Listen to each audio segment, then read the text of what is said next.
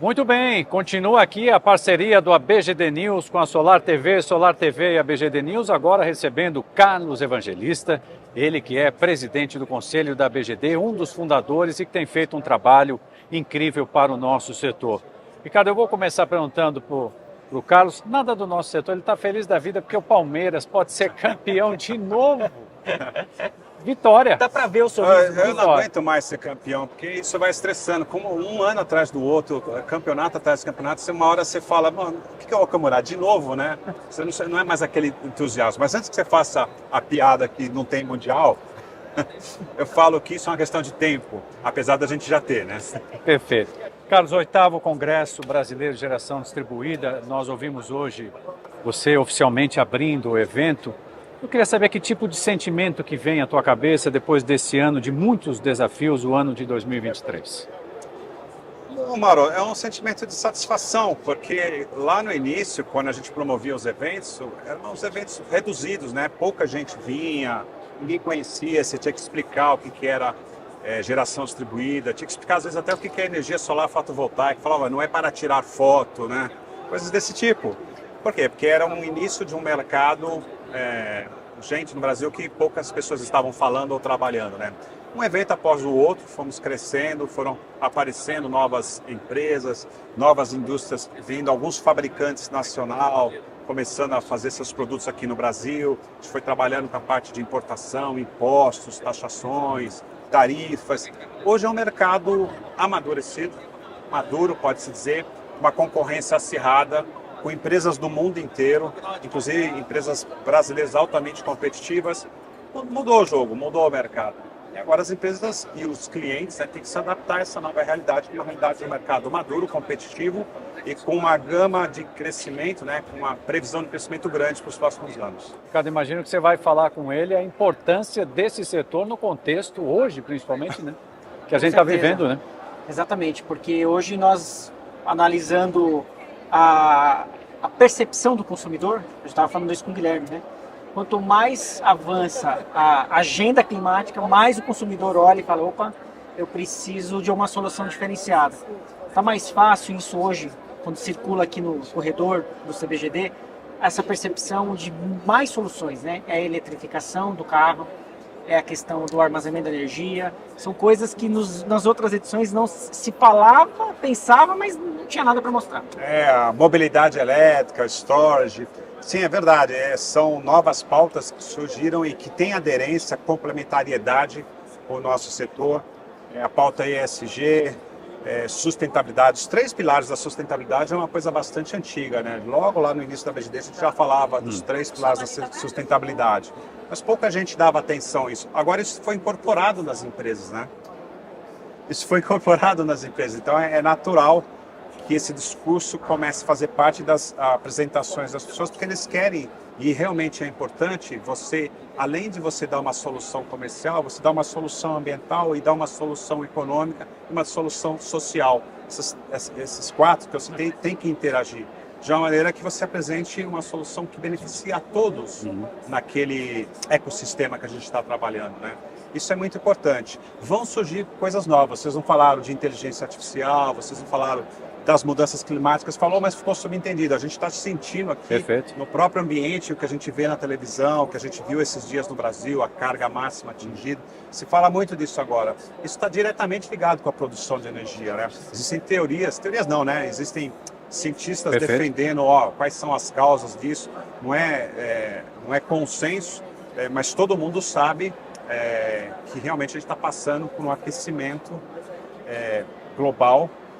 Tem várias explicações para esse aquecimento, mas todos nós temos certeza de uma coisa: se nós mitigarmos os gases de efeito estufa, se a gente trabalhar mais dentro das energias renováveis, tudo isso vai contribuir e impactar as gerações seguintes. Mesmo que isso venha a ser concluído, que venham a concluir que o aquecimento global tem outras causas além disso. Não importa, isso é muito importante a gente trabalhar também. Então eu vejo com muitos bons olhos, né? Eu vejo de uma maneira muito feliz ver que pautas que estão sendo discutidas hoje, quando eu estava na escola, era uma pauta que você citava assim, de uma maneira assim, olha, isso aqui é importante, e parecia uma coisa de outro mundo, né? Hoje não. o discurso é completamente diferente. A importância que a gente dá para isso é muito maior. Na verdade, a importância sempre foi alta. A consciência nossa ficou maior. As Carlos, ações ficam mais claras, né? exato. Isso faz parte de metas de muitas empresas e às vezes o executivo que está na frente da empresa ele é remunerado, dentre outras coisas, com o atingimento dessas metas também. Sim. Da minha parte, Ricardo, só queria fazer uma última pergunta, que é o seguinte.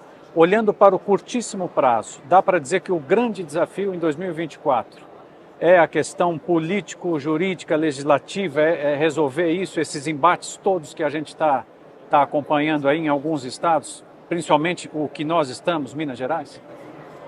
Tem uma frase que diz que a longo prazo estaremos todos mortos, né? Então as pessoas têm tendência de pensar a curto e médio prazo. É difícil dizer assim, ó, a solução aqui ou o problema está aqui. Você vai encontrar um monte de pessoas ligando na televisão, nos jornais, e até nós, empresários e empreendedores, falando, a solução é isso aqui, a solução é isso aqui.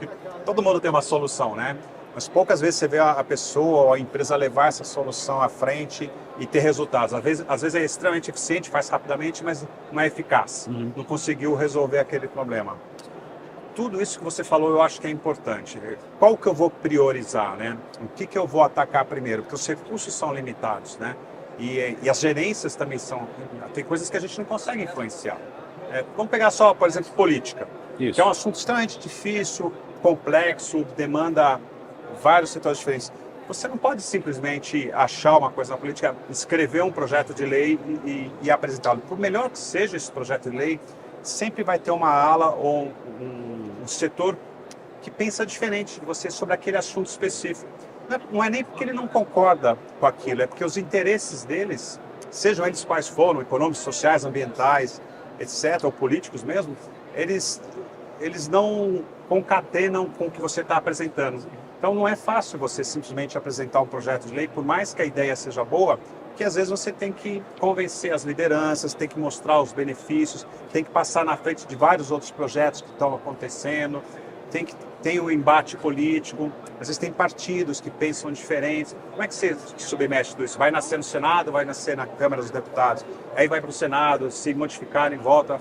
Tudo isso acontecendo um monte de coisas junto, no meio de uma reforma tributária, Exato. no meio de uma reforma administrativa, que pode ser que venha ou ano que vem.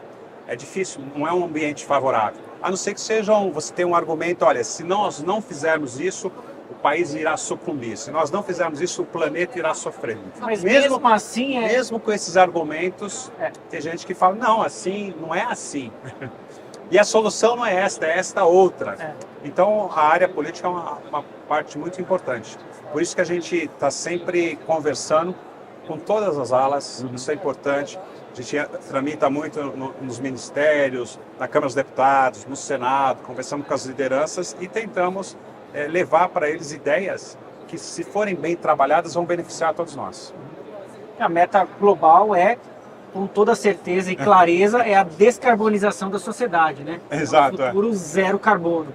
Mas você criar uma sociedade zero carbono não é da noite para o dia.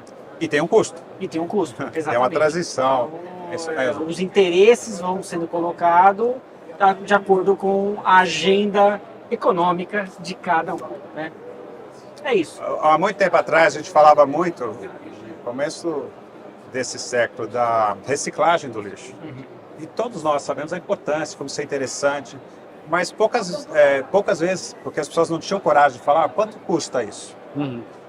Por que isso é importante saber? Porque se o custo sobrepõe o benefício, estou falando economicamente, estou falando ambientalmente, fica difícil você tocar aquele projeto à frente. Então, quando a gente pensa em projetos, eu dei esse exemplo, claro, é só um exemplo, se a gente pensa em projetos assim, a parte econômica, financeira é fundamental. Se não uma coisa que você pode implementar em 3 anos, demoram 30 anos. Porque a economia vai se adaptando. É isso. É isso. Novamente, agradeço. Carlos Evangelista. Obrigado. Muito Eu que obrigado. agradeço. Obrigado demais e obrigado a vocês. Valeu, pessoal.